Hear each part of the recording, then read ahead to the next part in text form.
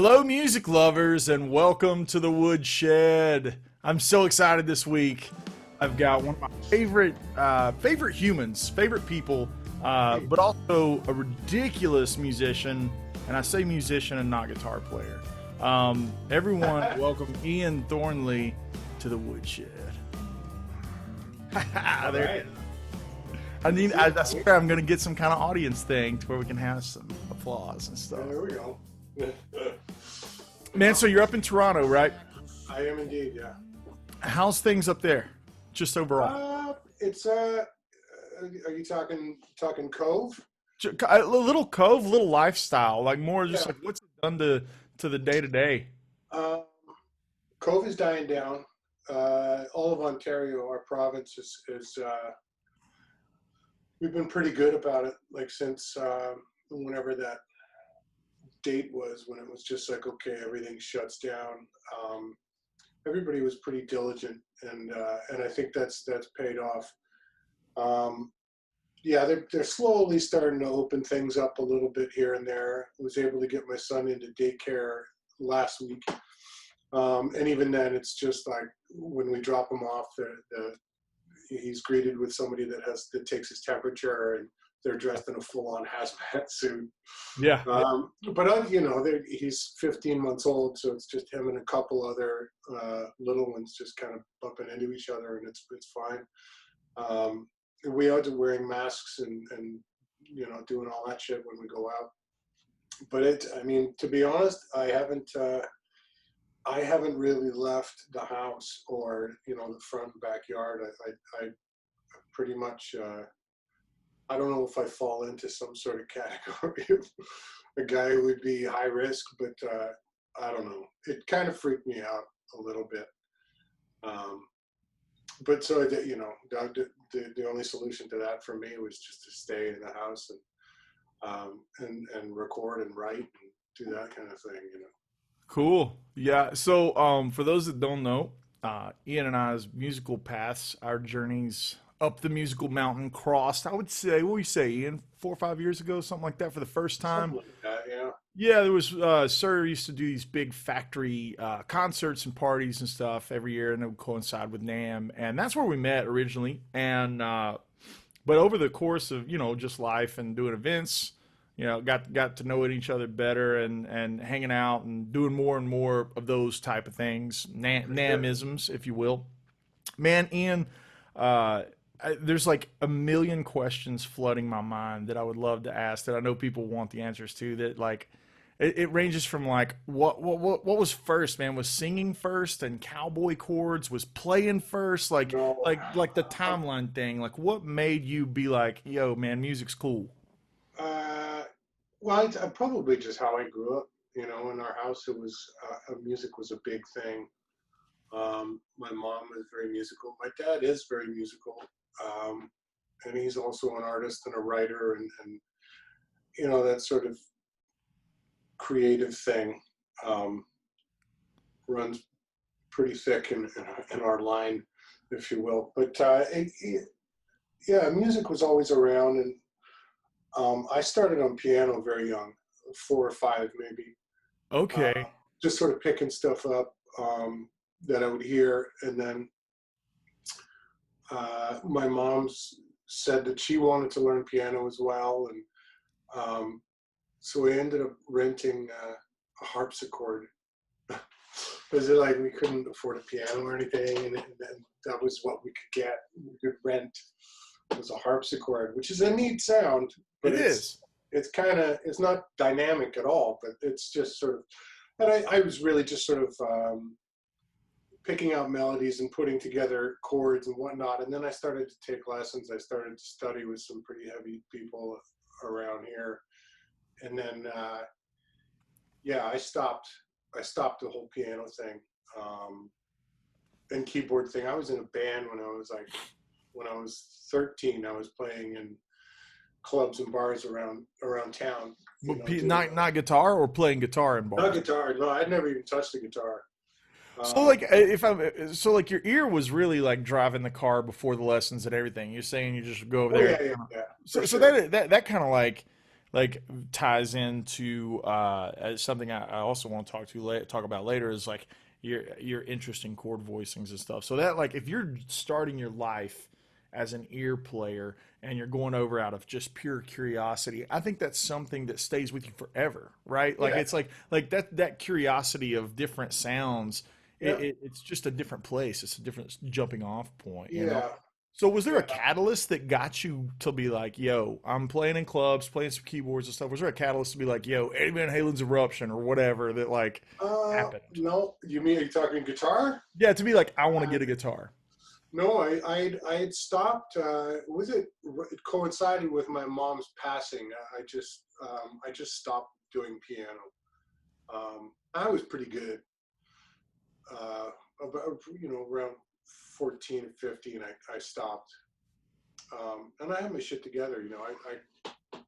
I could hustle around and do some party tricks, but yeah, I'd stopped and I just sort of focused solely on athletics for a little while, like cycling and playing basketball, and that was it. But I mean, music was always there. And at that time, music really became so important to me as a listener. And I started picking things out that I was really into. And every once in a while, I'd dick around on a synth and just sort of, when I heard something that intrigued me, I'd be like, what is he doing there? And I'd sort of go and figure it out and be, oh, okay. But that was about the extent of it for a good couple of years. And then my dad just bought me a beater acoustic, I think it was a birthday present. Um, and I think I learned, like, I went like this, and I was like, that hurts. And I put it in the closet for another year or so until I befriended a guy. Our summer job used to be at a local studio in town, essentially being like, we'd be coffee boys. And every once in a while you'd see a cool band come in, but usually it was just radio ads and shit like that. And one of the other kids that was working there was a guy named Dan, who was a great guitar player, a wonderful little guy. And he was like, oh, like, we became fast friends, and he saw that I had a guitar, and showed me a few things. All the stuff that I'd been listening to, the sort of like, if it was Skinner or if it was Zeppelin or if it was The Who or whatever. And then, once I was able to, oh, okay, and it sounded exactly like the record, just sort of like something I would aim to do on a keyboard. The floodgates just kind of opened, and I really got into Bruce Coburn and fingerstyle. I wasn't good with a pick. I think because I was a piano and keyboard player, I just played with my fingers. And I started getting into open tunings right away, because I was like, oh, well, now I got 4-chord, 5-chord. Okay, we're good. Yeah. And then of course, once you start messing around with open tunings and then just putting your fingers wherever and messing with open strings, and was getting into Leo Kottke and yeah, I did that for a couple of years, and then eventually, made the jump over to electric. And again, I don't think there was one particular thing. It was always kind of a gradual. Yeah. I think, and I'm sort of like, I'm a fast learner in one way, but I'm sort of a slow learner. Like, I will watch something, I can hear it, and then I can reproduce it. And that's one thing. But when it comes to like a technique or stuff like that, it's not happening, and then all of a sudden it just happens. And a lot of it was like that for me. It's like, oh, I was just overthinking it, or I was overdoing it. Man, that's a really good point. I got to jump in and just like, we got to emphasize that for a second. Your technique and your level of chops across the guitar spectrum. I mean, you got the Steve Morse fast chops, you got the slide chops, you can do your vibrato's amazing, and I lump vibrato into the technique category. I know it's like play with feeling, but like there is a technique to all the different you got to vibrato. work at it. You can work on it. You can massage it down. Man, the what you just said kind of haphazardly is so important to guys that are maybe struggling technique. it's like they're overthinking it, overplaying it, trying to like brute force it. Like you got a little kid, you know, the ball that has all the different shapes and the square goes into the square and the circle goes into the circle. Those little plastic toys and stuff. Like I equate that to like technique chasing in some aspects, because no matter how hard you push the wrong peg, it's like I can't sweep, and you're just like overthinking the whole mechanism. It's like if it feels wrong, it kind of is wrong. You know what I mean? You know what I mean? Yeah, I agree. And I mean,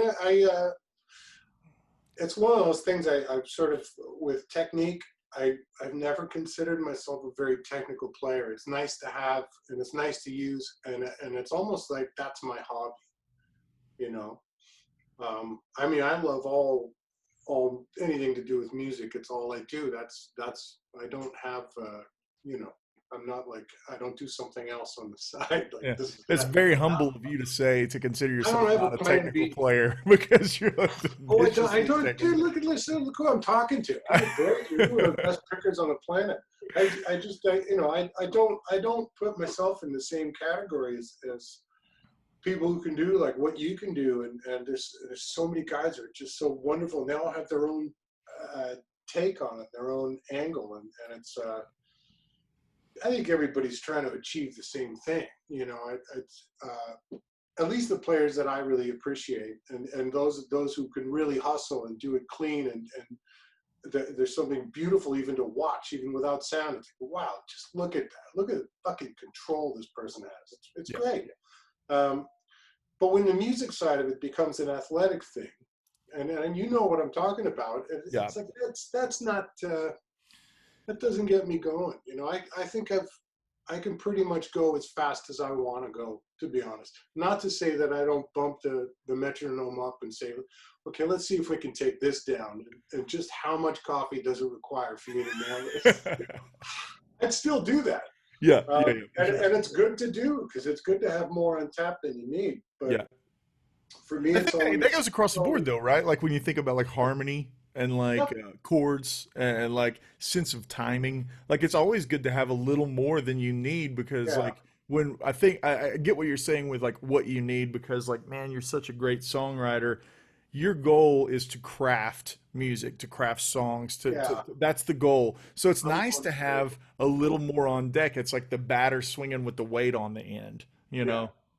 There was one other thing you said I want to hit before you travel further down your timeline. You said in passing when you were talking about your keyboard playing, you were like, oh, you know, I hear little things that interest me, and that was during the time that you weren't playing a lot, right? And you just go over, man, what was the musical diet in those years but pre-guitar, right? But like it was anything. It was anything. Anything and everything. Give me 4 or 5 things you remember listening to then. What, like my teen years? Yeah, I'm just curious. Supertramp was huge for me. Supertramp was huge. Got like maybe three records, like Even in the Quietest Moments, Crisis What Crisis, and Crime of the Century. Those three, maybe Breakfast in America, a little bit of Breakfast in America, but those three were like, and the Who, Zeppelin was huge. Favorite Zeppelin record? God, that's you can't really. I would normally say favorite Zeppelin record. Hey, favorite Zeppelin record today? 4. Okay, it's kind of got it all, man. It's, you know, Today I'm Physical Graffiti. That could change. Yeah, dude, it's usually Physical Graffiti for me. Yeah, that could change in a moment, but like every time I hear that, I'll even go 3. You know, an little hippy dippy. I'll go 3. I don't care. An interesting point in Zeppelin, when I think about like some cool songs, and maybe the drugs and the substance were driving Page's play into a lower point, but the songs were cool, is Presence. Yeah, no, it's badass. It's got a whole feel to it. The sound, it's tough and barren. Yeah, I love that stuff too. And it kind of goes on for a little too long, but that's part of its charm, you know, like Achilles' Last Stand. I'm like, do we really need to go to this section again? Yeah. That's kind of part of the thing that makes it what it is. Because there's just sort of a like, fuck it, just do it. You know, there's that vibe, that vibe to that record. And then there's, you know, I think a lot of that stuff for me is also driven because it can't be um, about lyrics. I have a hard time sometimes with the lyrics. Some of them are great. You're not going to get better than Stairway to Heaven. And some of them are like Ramble On. Once I figured out the lyrics, I couldn't listen to it in the same way. And sometimes we'll mess around with it because it's such a great song. It's such a great collection of parts, and it's simple, but it moves so beautifully. I love Ramble On. Yeah. He's singing about orcs and mortar and right. Have you seen? I kind of have a hard time with that, and I'm like, okay, well, he was a 21-year-old pothead when he wrote it. Yeah. So what else is he gonna? Yeah. What else do you do? So have you seen the meme that's a pie chart, and it says like Zeppelin lyrics, right? No, I haven't. Oh my God, it's so good. It's so good because in the pie chart, it's like you know, a big question mark is just one slice where it's like you can't even tell what he's saying. Yeah. Another one just says fruit and shit. Another one is like orcs and Mordor or whatever. It's just like, and it's like a whole pie chart on it. It's so good, dude. I gotta find it. I gotta find it and send it to you. Please do. I adore Robert Plant. As an aside, I adore his whole thing. And I don't think that Zeppelin would have been the same without that. For sure. And you talk about an artist that's grade A. And that the whole thing that he was doing, just like, come on, man. Like nobody else was doing that. And look at the things he's done, like him and John Paul Jones specifically, like as they've entered the twilight of their life, they've still ventured around the musical path. You think that someone of that like almost mythos or legend could just rest on their laurels.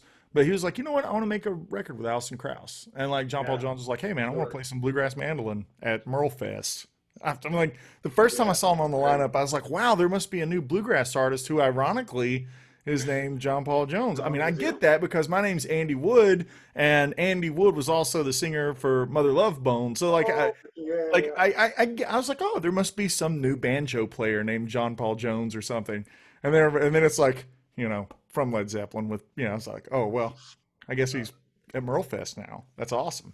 I really love that evolution and that growth, you know, just being a musician in general, that curiosity. Like you said, it takes us back to like you fiddling around on a harpsichord or whatever, you know? Yeah, I do. Well, I mean, there is that, and I've always kind of tried to figure out what it is and why it is that I'm still searching and I'm still so driven and still so in love with it, you know, even after all these years and this business and how awful this business can be. I keep it so far away from the actual music and my love of music. It's just, I don't put them together. In my head or in my life. I don't put them together. I mean, they have to go together so I can make a living in one regard, but I do spend time like wondering, is it that natural, like you said, a natural curiosity of like, why that makes me feel this way, but why does it make me feel this way?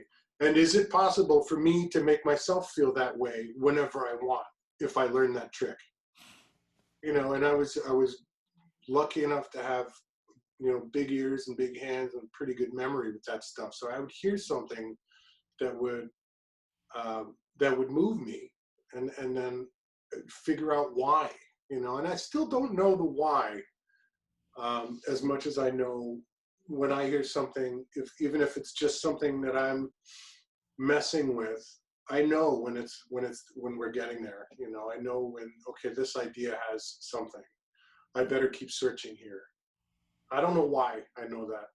And who's to say? Because it's not like, you know, it's not like I've ever had a giant smash, you know, world-breaking hit. But as far as, you know, being inspired and putting out music that I think is inspired, who's to say whether or not it's any good?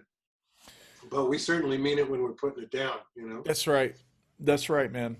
I don't want to spend too much time on what I would consider radio questions because that's not what I do in the woodshed. But there is one question I think everybody would be mad if I didn't ask, which is, at what point did you cross paths and Big Rec come into its infancy, and you start really making that a musical statement, like you said, and start chasing the tiger there, right? Because I really want to get back to the guitar stuff, but I have to ask that question because I know Yeah, Berkeley. I went to Berkeley. I stayed for 3 years. Longer than most. Yeah, yeah. Brian went for 2, but he actually ended up getting his degree or diploma or whichever one you get after 2 years. I can never remember it. But I came nowhere near getting any kind of piece of paper. Like by the last year, I was just taking course based on teachers that I dug and whose ideas I liked, and I wanted to pick their brain. But yeah, it was never really about like, I'm going to learn how to be the fastest gun in the West if I go to this school, or I'm going to be able to read any chart, at whatever tempo. It was never about that for me. It was just about, well, I'm not going to go into poli-sci. I'm not going to be an English prof. So it was just going to be music. It was just about being around music, being around musicians. But yeah, that's where I met all the guys from the original lineup of Big Rec. Did it form at Berkeley or was it post Berkeley? No, it was pretty much at Berkeley. I mean, Forrest was gone by the time I had moved in with Brian in my second year. We got an apartment in Roxbury. And that's, I think, where it was really born. Brian and I, we were listening to a lot of King's X. We were listening to a lot of Archangels, that record that came out. I just adored that record. And then we had all these ideas about like the whole Pearl Jam and Soundgarden and Nirvana and all that shit was just exploding, right? It was everywhere. And a lot of it I thought was great. I thought a lot of the Pearl Jam songs were just fantastic. Yeah. And I'd never really heard somebody who was, and the Soundgarden to some degree as well. And I know I always get the Chris Cornell thing, but honestly, like I was sort of more in the, less of a sort of doom and gloom riffy thing, but more of a song thing. Yeah. And I was just like, okay, well, these guys are obviously listening to Zeppelin. They're obviously listening to The Who. And I was kind of pissed off when they would take these 5-minute guitar solos. And I was like, really, bro? And that's probably just the Berkeley nerd in me, because it's, who am I to say? But it's like, can you imagine if, that's what, and that those kind of conversations started to happen when Brian and I were living together. And it's like, okay, I started putting ideas together, and Brian and I were just sort of bouncing riffs, and okay, there's something here, and just sort of little piles of riffs. And then we just started, Brian, a guy he grew up with in Long Island, was Dave Henning. And that's who we taught for bass. And then Forrest was somebody that I had jammed with in the first semester when we were both on the third floor. And he just had a great feel, sort of give and take, and that sort of real Bonham-y, Bonzo-y thing. Oddly enough, when I first met him, he was a real Neil Peart guy. He was doing all this shit. But he's just started to really concentrate on getting that thing. It's treating the drum kit as an instrument as opposed to this instrument, that, the whole kit, how it sounds and breathes. And he was really getting into that, and just, great feel. So we just kind of started to happen there, maybe second year. And then, grew from there. It didn't grow. It just kind of went like this from there. So finally we got signed and put out a record. So with the vocal chops thing, man, it's like you're an incredible singer and ridiculous range and tone and everything, man. Like, thanks.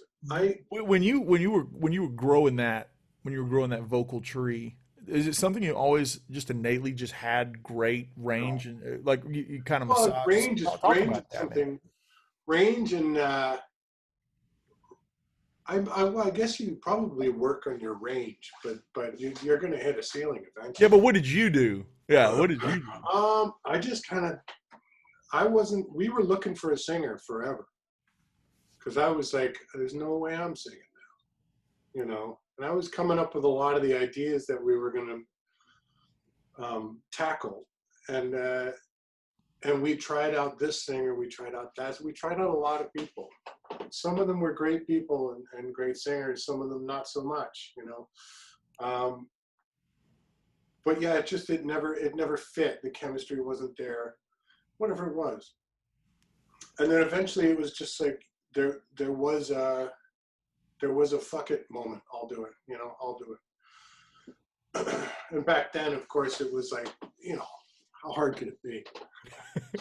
Yeah, you know, 20 years old, we're all 10 foot tall and bulletproof, you know. Have you know, just down a buds in a can. That was the thing back then. Yeah. Icy cold buds in a can. But yeah, you know, and it was just really was a matter of just throwing yourself into the pit. And then, you know, I tried a lot of different things sort of vocally. Some of them were not good. Like the whole R thing that everybody was doing back then.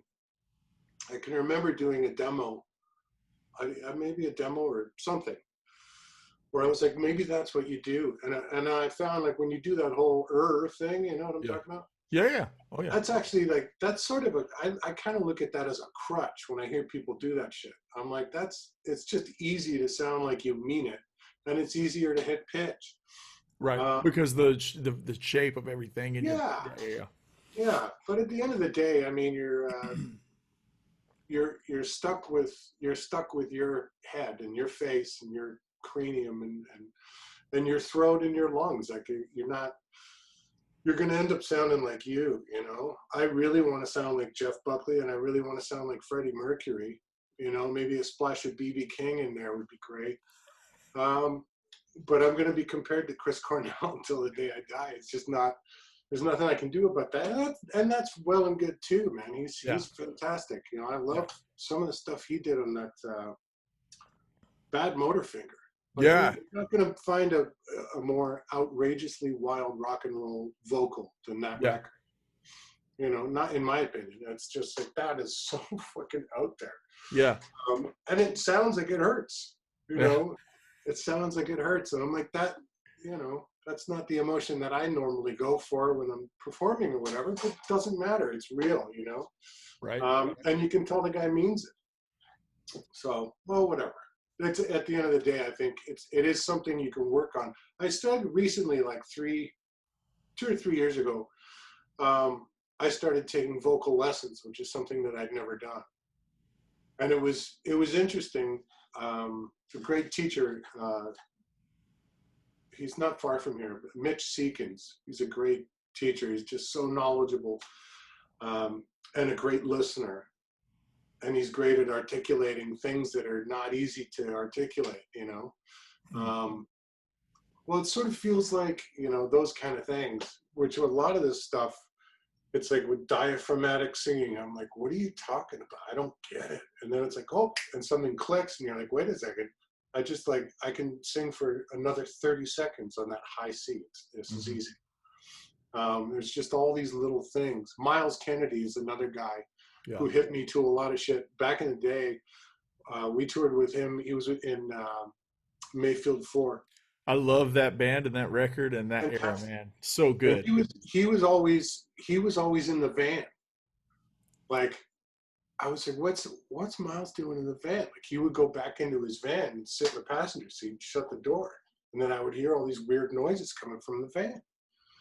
And then he would get on stage and do what he does, which is just like, and all of us were like, it was I was like, he's like Jeff Buckley. I couldn't believe it. And he was the first guy I saw really using in-ears properly. Like, he had his own mixer behind him and shit. Oh, wow. wow. He was doing it right. And I was saying, so him and I became fast friends. And I was like, what are you doing in the van? Like, what are you doing? It's like, oh, no, I just, you know, I have a warm-up it was like 45-minute warm-up routine just to get it where it sits right. And, you know, I started back then again, I didn't really adopt it. It kind of opened some windows. I was like, so what do you, and he drew out this whole routine for me. some of which I got, some of which I stuck with, but for the most part, it was just about, it just kind of opened my mind that there was more that you could do, as far as being consistent every night. Because at that point I was like, well, how come it was so great last night and tonight it sucked? Because it can be a really, really fickle thing. Yeah. But what you can do is start to narrow, how the gradient, if you will, like how from great to suck, you can narrow that. Yeah. And then that exists in playing any instrument across the board. It's like that's the goal, right? Like a lot of it's up here. Yeah, a great analogy. And just the more you know about it, then you can see what's going on and you can fix it. Nowadays, I take an hour and a half before every show. Yeah, I'm religious about it. Like no visitors, none of that shit. Give me an hour and a half, warm up, and especially if you're on tour and I have to do this for the next 5 nights, singing these stupid high notes incredibly hard. At my age, I've been doing it for a while. You try screaming for 20 years and see how you feel. So it's, yeah. But, and I still feel like a novice in many ways, when it comes to vocals and shit. I still think of myself as a guitar player first, a musician, a player before a singer. So that leads me to an interesting point. When we talk about guys like Chris Cornell, he's not playing all these really incredible guitar parts while he's singing, right? I've always been fascinated by guys that can play, completely independent and complicated stuff while they're singing some melody on top of that. Did you ever find that like a challenge, or did that come naturally to you? Because you're riffing it up and all these like cool things are going on and but singing while you're doing it, man. I never really thought about it. It's just kind of something that developed, I guess, over time. I never really thought about it too much.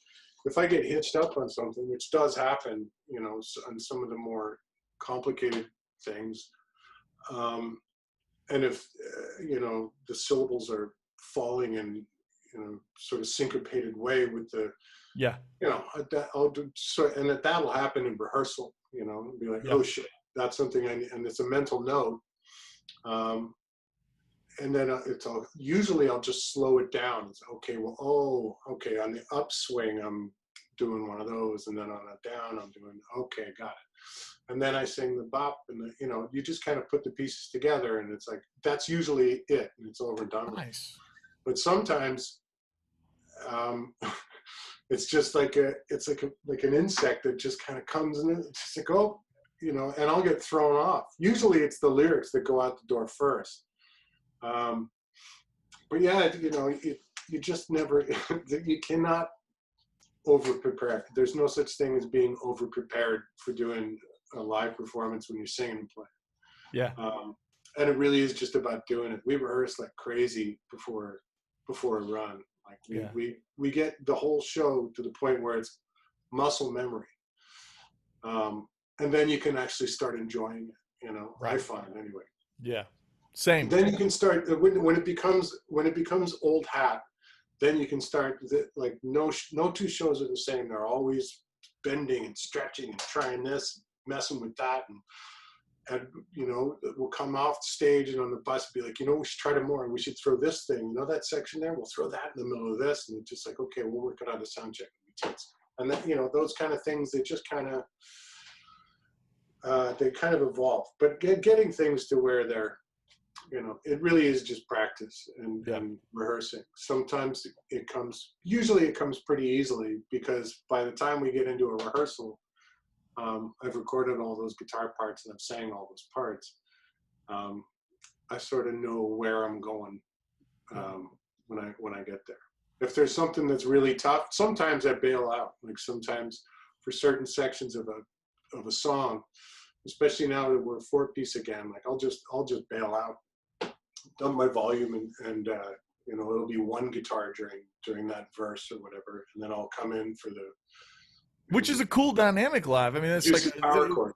That's like the Zeppelin thing, right? Like they did all this stuff on the records, and then when you see it live, they would like pick and choose the battles. And I always love live recordings for that reason. So Yeah. that's actually a cool thing.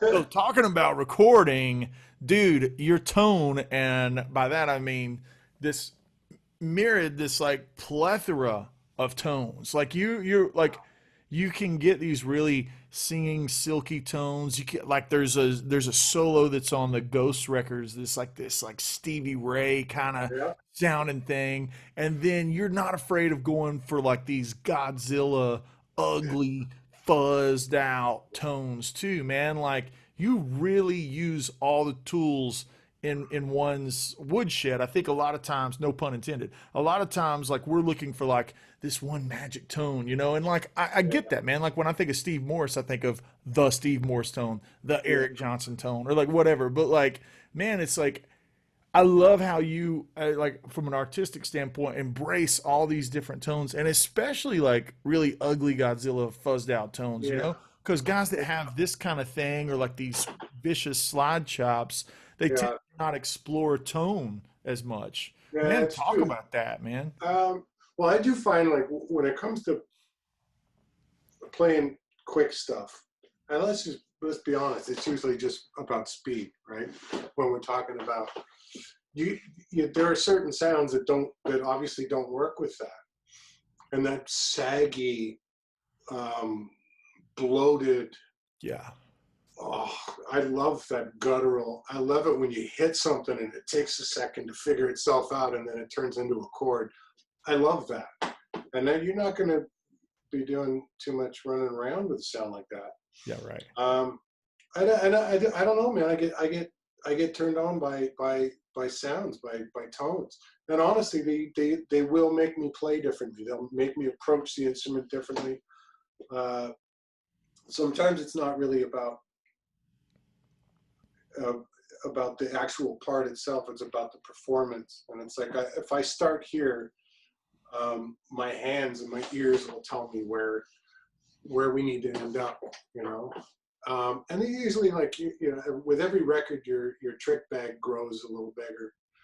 Um, and I like you were saying, I get the thing where, you know, that Holdsworth tone or that Scott Henderson tone or that, you know, these guys who've just honed in on this thing, and I love it. I think it's fantastic. Um, but and it's like, to be honest with you, I like all of them. I want them all. Yeah, I want all of And, it. I It's mean, like I won't be able to play like any one of those guys if I have their tone or their rig. It won't even come close. yeah, But why not have an approximation of it? You know. yeah. Um, I'll tell you a funny story. We did these shows with symphony orchestras up here many years ago, and that it was sponsored by a big cigarette company. So there was a big budget, and they're like, "Well, who do you want to bring anybody up as like as a guest musician or whatever?" And Brian and I looked at each other, and we were like, "Eric Johnson." Yeah. So we got him for, I think it was 2 shows. It might have been 3. I think it was 2. Is this the story you told me at NAMM It might be with the screw? with the screws. Yeah. Dude, please tell this, please. Okay. Yes, it's No, incredible, insane. dude. It's insane. And I'd heard Okay. the stories. I'd heard the battery stories and all that shit. Yeah. And he could not be a nicer guy. It is true. He is the sweetest man. He could not be a nicer and more gracious and just a beautiful, beautiful guy. But yeah, so we did the rehearsal, like the sort of dress rehearsal or whatever, the day before the show. And everybody leaves. You know, the boys hit the bar. I stayed in the rehearsal room because Eric, and I think his tech had even left. It was just Eric on his rig. He was like, he wasn't happy with something. And I thought he played beautifully because it's fucking Eric Johnson. I thought it was perfect. You know, I didn't hear any wrong notes, dude. What's the matter? He was just like, no, my tones aren't right. So he had a piece of paper, like an 8.5 by 11 lined piece of paper, and he took his tube driver and he turned it upside down, and he drew a rectangle like this, like would ostensibly be and then he took the screws off the back of the tube driver and stuck them into the piece of paper. So this is where those screws were, and then proceeded to put them in a different order.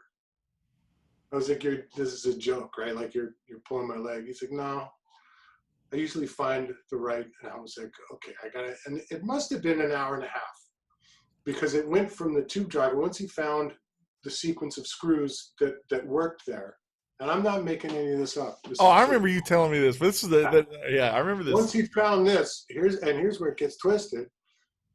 Like he has to have them arranged in a certain way because of how they interact with one another, and I kind of get that. And so then he goes to the cabinet, to his 412, and he does the same thing with his 412. He's like doing he's the baffle. taking screws out, and he's swapping the screws. And I was like, at this point, I'm so entrenched in this process, and I'm really I was sitting on one of the little risers from across the room, just while there's nobody else in this giant rehearsal hall but him and me. I'm just watching. And he turns to me, and he's playing the same lick, and I think that was the lick. It might have been here. I think it was that. And they go swap the screws. No. And I was like, that's right, that one there, that's the fuzzy one. That's the fuzzy screw. Like I was starting to dial in, and I was starting to hear the difference. I was like, maybe this is some sort of placebo thing, but I was like, there it is. Yeah, that's the one, man. It's the the middle best, right dude. screw had to be in the top left. That was it. That was the problem. Man, I have told. I got that figured out. Now you can go play a show. I've told that story this past NAMM when we did the Elements of Sound. It was me and Josh Smith and Ariel and Mark and Timmons. Nice. And I told that story. Boy, they all loved it. And they were like, yeah, loved it, man. Great story.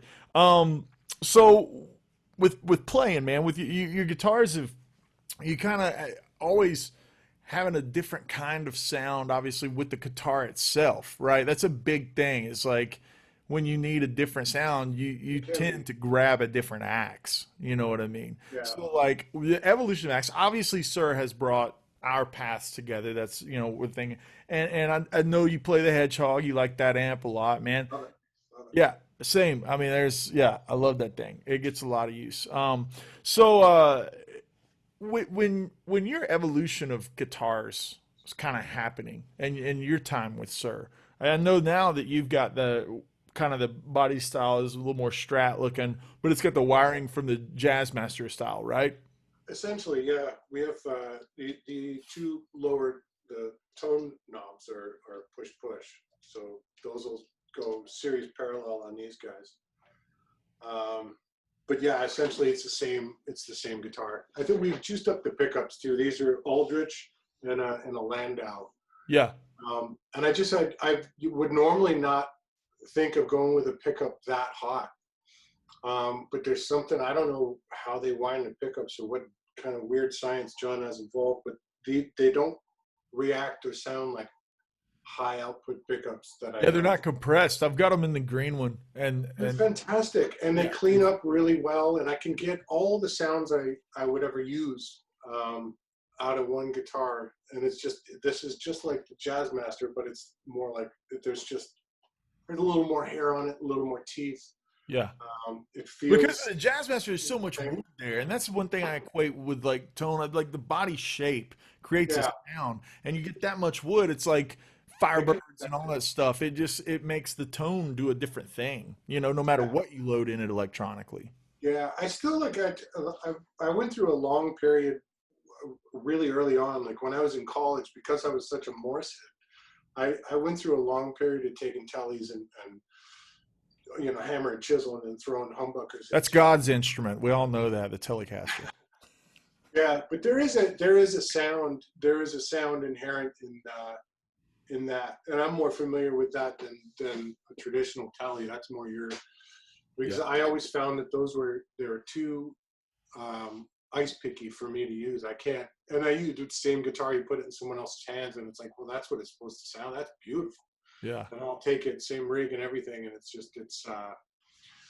and my hands don't make traditional tellies sound great. Now, having said that, it's like for overdubs and doing, you know, if I'm doing a cheese grater or just some rake in the string, big chords, Rickenbacker in an old Telly, like you're not going to beat that sound. Yeah. Sometimes for slide, it's great. You want that ice picky thing.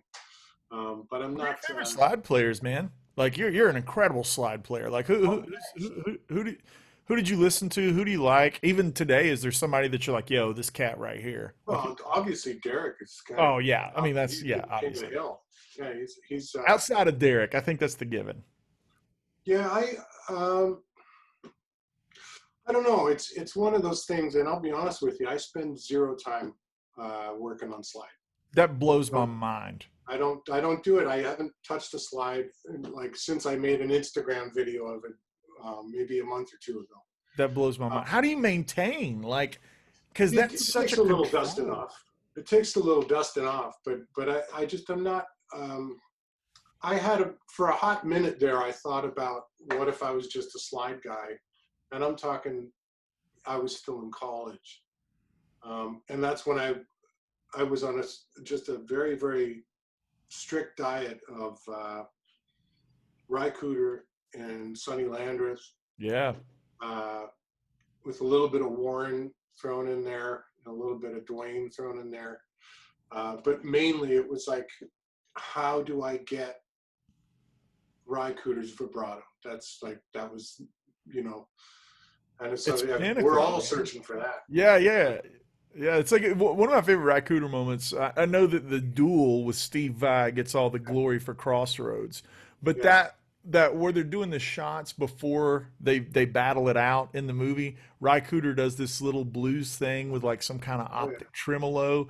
That right there is like, I mean, if I could just download anything into myself, if there was a But magic download button, that tone, that touch, that would be it. So yeah. vibrato's interesting because, man, your slide vibrato is awesome, but you have this huge, wide, controlled vibrato. And I've played your guitars. You like big strings, and Yeah. and how, I mean, like, how do you work on your vibrato in the formative years when you were coming up? Was it just something you innately could gravitate to, or was it something that you really had to massage? And is there anything that you do with your hand, whether it I be an used anchor to point or whatever? I used to stick my elbow out. I used to do that to really get under the string. Okay. Um, but no, it's the So is same that with creating everybody like else. an anchor here? Like, I don't really know. yeah, it seems like your Just sort of hand's getting doing at it that. from a different angle. Yeah. Get a little There more it is, muscle dude. under it, you know. But now I kind of do it with my wrist. But that's only when I'm doing a bending up to a note and then shaking it. But there's those kind, right? Yeah. And that's the opening the door. Yeah. Or what Yeah. Travis is hanging three. Yeah. Yeah. Yeah. Um, yeah, yeah. See, when I bend up if I'm going to shake it, I usually I stabilize with my pinky and my, depending. Yeah, but I mean, yeah, it's way easier. Like stabilize with my pinky and with that one. You know, it's just sort of grab with these two and then question. There is a bit of, there's a bit of muscle into it Yeah. for sure. It's not For sure. it's not a delicate thing, Yeah. You For have sure. it would have like when I was really going for the Stevie thing, like I went through a couple of years there of really going for the Stevie thing, like playing 13s and leaning into it and, really going for it. And I got pretty close a couple times, but every time I'd get really close, something would blow up. And I'm just talking to the tone. I'm not even talking like the whatever, the guy was such a brilliant player. Just if he just using blues, and he was just so sure-footed with it, he could play anything, still just using the same 5 notes. You know what I mean? Yeah. It was unbelievable. But yeah, there is I don't know. I'm sure it's changed over the years. So once I was able to really get a note and shake it, I kind of never look back. Yeah. Every once in a while nowadays, like if I'm doing more stuff that's a little more intricate and doesn't require brute force. It is a different mindset. So if I've been doing that a lot, and, you know, which I haven't been, I've been writing, so there's just a lot of this. But if I'm doing a lot more of that, I do have to go back and sort of like, what's happening here? You know, I have to get those muscles going again. Yeah. You know, as opposed to just doing that all the time, and then it's just kind of always there. You know. Yeah. Right. Yeah, that's great. I remember the first time I met you, Scott Henderson was on the phone with Apple and just yelling out. Do you remember that? Oh, yeah, I remember that. And you're playing the Orange Telly. He's a funny guy. Dude, he's great. He's the best. He's a different breed of cat, but he's hilarious. Yeah. Very So for whatever reason, we were back there getting ready to do one of these shows, and Scott was on the horn with Apple. He didn't like the way something resized, and boy, if Scott don't like it, he is going to fix it. I mean, it's like a testament to, like, I guess how he got so good as a player. It's like if just watching his personality, like, drill down on that. It was me and you and him sitting there, and like we were just kind of looking at each other. It's like, he's really going He's to heating town. up. Yeah. He was heating up. And so he had the Orange Telly, and I remember watching your vibrato, and you showed me a couple of cool little like faux slide bends. You were actually one of the big catalysts to getting into faking the slide sound without the slide on. Just a little moment in time, and I thank you for that. With that said, you have given all of us so many freaking kick-ass records. Like, personally, like, dude, I find myself listening to Albatross at least once a month. At least. And like, and when it comes to all the things that you've done, the records are never regurgitated. You've recently, over the past 2 records, I think before we got on, you did an instrumental, which, you know, a band like that, I would think of like a Big Wreck or one of your parallels or whatever. Could never imagine a band like doing instrumental like that. Yeah. And now you got a new record. It's Before the Sun. Man, But for the Sun, with the 3 dots at the beginning. Yeah. Yeah. So when you think about your evolution of Big Wreck, and you think about like the sweeping like bodies of work that you've done, when you go in to make a new record, is there ever any like self-reflection on where you've been, or is it more of like, I don't care what I've done, I'm just doing this now? If that does happen, I try to get away from it quickly.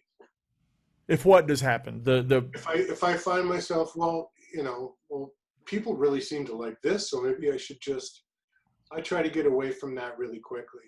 And that's different than what I truly believe is that when you can never control what people are and aren't going to like, but the best that you can do is be as authentic and genuine as possible, and put as much work and heart and everything that you can into the work. And I think people will feel that. And if it's something that resonates with a bigger audience, then so be it. If it's smaller, so be it.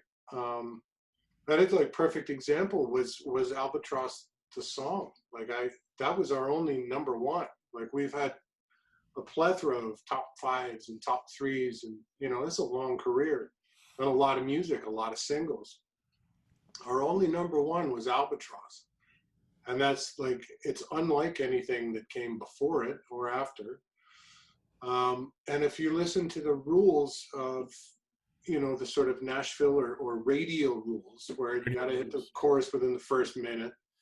And these days it's 1, 4, 6, 5 to death. Like, boom, yeah, I hate to be that guy that sounds guitar salty. solo, it's just maybe after the second chorus we can do a little something, but for the most part, so and here's a song with 2 guitar solos in it.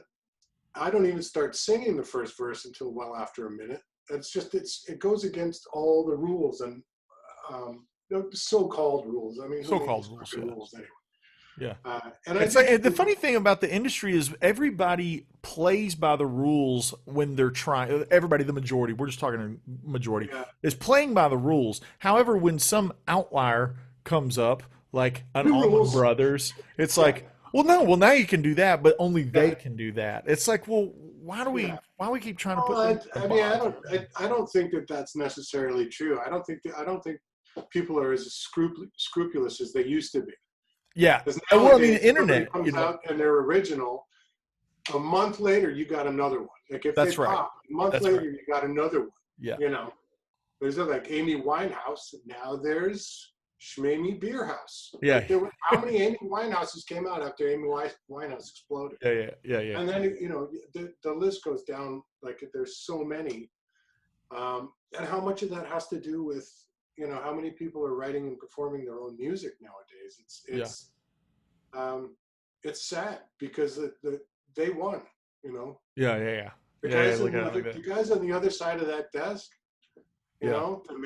they won a long Yeah. time Yeah. ago. Yeah. Fucking won. It's a shame in many ways, but at the same time, like I said, even with all that, I'm still able to scrape out a living, and I'm still able to do what I love. I So think that's interesting, right? Because I don't know why I've got this like gut feeling, but like something tells me, and I've been watching things like guys like Billy Strings, like a year ago or whatever, he was like in a van and now he's like on a huge bus and the guy he's never been on the radio ever, right? Like you take a guy like Jason Isbell, right? It's never been on the radio ever. And like him, under non-C virus situations can play yeah, packed houses, I think, the man, the other side of the desk, I think they're trying desperately to play catch up with oh the yeah, idea that we can all make, like, dude, I made Junktown right here. Like, yeah. and like, You it's can my do it most in well your basement. received record, it's like, and I did it with like nothing, so it's Yeah, like the more of that that's happening, it's like the rest of the industry has to catch up. And the industry's in a funny spot right now. I don't know if you saw this where it was, obviously just today CAA laid off like 90, 95, 200 mhm. people, like furloughed. And then recently the Live Nation thing. I don't know if you saw that, where Live I Nation just start wanted their dipping into artists it. to Yeah, like take a cut. It was the first time I saw all these artists that are so politically divided and argue on Twitter all the time. But it's the one time where they all lined up and we're like, yeah. I was like, Wait a well, minute. we can't all agree. funny, Yeah. funny you mention it. It is a weird thing, and oddly enough, I've been going through a lot of this shit lately and having a lot of these kind of discussions. Um, just it seems I think the template for the music industry is the mafia and how that runs. And when you think about if you are an artist who's writing your own music, performing your own music, recording your own music, um, how much of that pie you actually get, like that wouldn't fly in any other business. Right. There's no way. Yeah, in an Somebody architectural said, firm, that no. would never I'm fly. swooping in. Okay, let's say you got paid $100 for this, and you did it. You called your buddy and you say, "I'll come over. I'll play for $100." But if you have this person involved, he's like, "No. I'm gonna before you pay for the gas, before you pay for food, before you pay whoever else is with you. Before all that, somebody's taking 20. Another person's taking 10. Yeah, Someone's going to take 15. yeah. Now you use the rest of what's left over to pay off all the rest of the shit, and then here you are left with this little thing. And you're the one that actually made the product. You're the one who, It's like yeah, it's like it's all your stuff. it's like you said, Without you, this doesn't go down. it would never fly in the It's automotive industry. It'd stupid. never fly in the You video know what I game mean? industry. It'd never fly anywhere. No, It's interesting how but with this, we're seeing this. We're seeing a lot of wool being there has to yanked be. It around. has to happen. It Yeah, has it's to being happen. yanked around I right think now. I think that COVID is really starting to shine a light on, I like, think it is too. when you watch these fat cats start to scramble because they're like, what are we going to do? They And don't make it because they don't create the thing. there's nothing. Yeah, we'll just take more from the artist. The artist, whoa. It was watching Twitter. It was like the most right blue shirt, the most red of red shirts, the most blue of blue shirts, and I all of a hate sudden, you, but Live we don't Nation take dropped care. that thing, and everybody goes, whoop. Yeah. It was Well, I'm a really big good. cyber. It was really really fun, and I'm in an interesting spot because I've always in my career I've always been immune to whatever that happened because I've been a side man. When I was with this guy, I was like, "What's his problem?" When I was this guy, it's this problem, or whatever. Yeah. And then my music is so not even on the macro. Like I have no dangers of something I make to being on top 40, so it's like it's not my problem. But it is an interesting time, and there's two things I really hope we see out of all of it. I hope we see the the COVID thing go away, and I hope we see a new appreciation for live music and live events from consumers, right?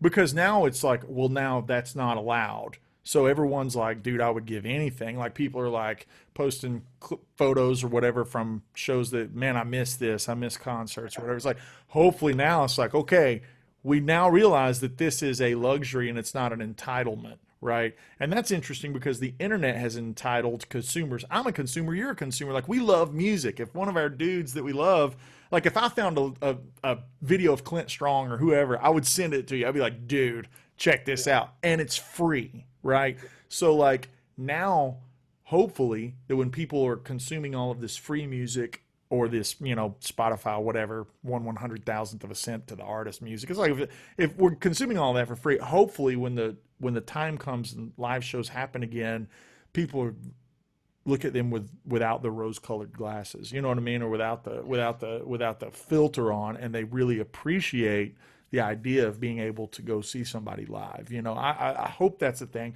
Number two thing I'm really hoping for is that all of us artists are cooking up something really good. We've got all this time at home, like we all need to be cooking, whether that be our just perfection of our instruments, the chasing of our craft, or something as grandiose as an album. That's it's we got all this time. I've sort of taken the. Well, no, I've arrived at that approach of using this time to like, okay, well, I got a little bit of time to all the things that I wanted to try. What was I like? That probably wouldn't work. Just in my head, that wouldn't be a big wreck thing. Like, what if I just tried it? Can I get away with it? Such as like, can I get past my own? It doesn't work.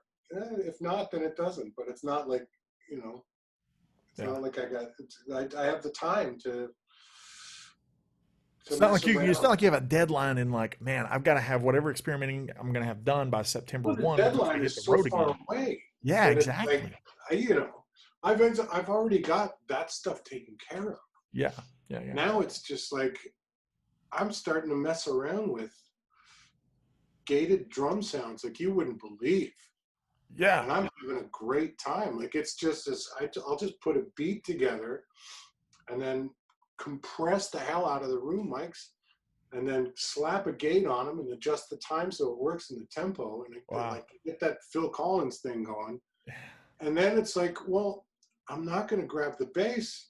I'm going to grab the Novation bass station. I'm going to do synth bass on it. Yeah. And before you know it, it's like there's something from 1985 is here. And I'm like, well, what happens if I put the biggest, fuzziest guitar sound on that? Boom. Okay, this is unique. Does it work? I don't know. But I'm trying it. So, dude, that's so rad. When things open up a bit, I'll start playing it for people. I'm like, what do you think of this? Is this too outside? Like it's like,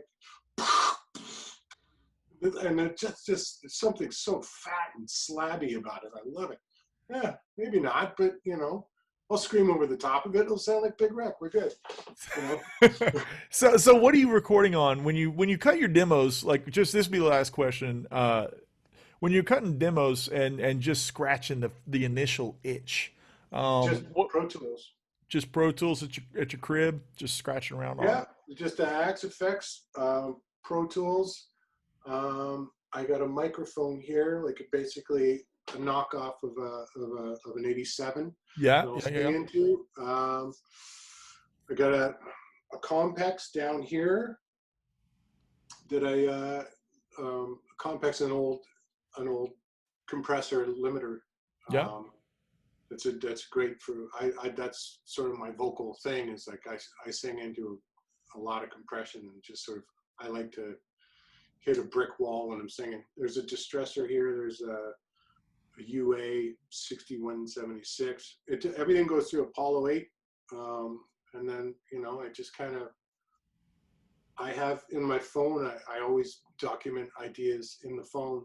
Same. And sometimes if I don't have something I'm previously working on, like this week, I've already got 3 that I've started, and it doesn't take long once you figure out how to, like, I'll run a drum program with BFD, BFD3. It just, you know, once you sort of figure that stuff out, here's my tempo, and then boom, I'll put a basic beat together, apple D, apple D, apple D, till about, you know, 6 minutes, and then I'll play through the parts along with the beat, and then from there I just start building. Well, the chorus should be this, or maybe we switch to 6/8 for this part, or whatever it is. That's you just kind of go from there. But That's it really great, doesn't man. take long. Like it's you know, and I think the Axe Effects is fine for that purpose. You know, it's fine for scratching down ideas, and it's a great way to leave yourself breadcrumbs. So when you get into the studio, it's like, oh, well, here we're going to need a little amp that's hanging on for dear life. And then this part here is a big amp that's barely opened up, you know, or whatever it is. Yeah. I just, you know, just kind of trying to trick myself into being inspired. That's all. Dude, that's killer. You are an inspiration. Like you, dude, you are an inspiration. Is there anybody that you have discovered or listening to, or the wife, or anybody that you've been like digging? This will be my last question. Is there anybody that you've been listening to lately that you're just like, man, this is like a nice release? Like who's on your musical plate right now? I'm trying to think. When I'm doing this stuff, it's not really. I'm a big fan of Metric. I think that I love her voice. She's the singer, and I think the keyboard player, and the way she takes on melodies, and a lot of great lyrics. I don't know who does the lion's share of the writing, but Jimmy is the guitar player, and he's just so great with textures and parts, and a very different approach than anyone like myself. But just song-wise and sonically and melodically, like Metric is fucking great. Like I listen to a lot of that when I'm in the car or whatever. And you know, there are a few that come and go. LP, I'm a big fan of hers. Like that's one of the best voices I've heard in a long time. I do tend to go to. I go to the, you know, the sort of well-worn. Mm-hmm. I always go back to, you know, the old favorites. This morning, as soon as I got up, it was 7 o'clock, and I was listening to John Lennon. You know, that's what a well of great material there is post Beatles. You know, like in the Beatles, I tend to lean more towards Paul's stuff, but post Beatles, I think John won that arm wrestle. You know. Yeah. Wings is cool and everything, but man, like Mind Games and Jealous Guy, and just there's so much great stuff. There's things pop up all the time. Sometimes I'm scared of them because there's something that okay, this is beautiful, this is inspiring, and then you follow it and you sort of do a little sleuthing, and it's like, oh, some guy, you know, behind the desk with a cigar put this together. Yeah. Well, does that devalue it? No. Who knows? That's a discussion for somebody else. It's a different thing. You know, I like to believe in you know, those guys. Like I want to believe in Pete Townsend as the savior. You know, Jimmy Page is that guy, that sword wielding. Like I want that. Yeah. That has to be part of it. Not just like, he's just some kid they hired because they like the way he looks. Yeah. Mythos has to happen. For me to love it. Mythos has to be a thing, dude, for sure. I mean, it's the Eric Johnson story with the screws. Like that is mythology. That is like, and he wasn't doing it for the story. Yeah, I could tell he actually kind of started. He was a little self-conscious about it, and I was like, well, whatever started you down this path of looking to find the sound just with the screws? And he's like, well, And his answer was something that stuck with me. Is he was like, well, you just find certain things on certain nights. If you've done something a little differently, like the cable has to be over the top of the amp, or if it's underneath the amp, it comes around the side. And why is my tone so happening tonight? Or why is it so sucking tonight? You know, all those things. And he's one of those guys who goes for, here's my clean sound, here's my rhythm sound, here's my lead sound. Like those are his sounds. That's it. Mm-hmm. You know, he'll sort of maybe season to taste based on whatever, but those core sounds, they don't change. No. So he'll notice a difference. And if the power is consistent and it's all things being equal, why is it different? You know, and so you start chasing inequalities. You try to, yeah, that's how you get there. Yeah, I get it. Yeah, I just like a lot of weird things like that. They freak me out. I remember picking his text brain, you know, and he was like, dude, you don't know the half of it. I was like, really? Because I was like, did you see what he just did? The tech was like, that's nothing. That's nothing. Yeah. I was like, whoa. Yeah. But then you go, but here you go. Like, that's why he is who he is, you know, and he gets that sound.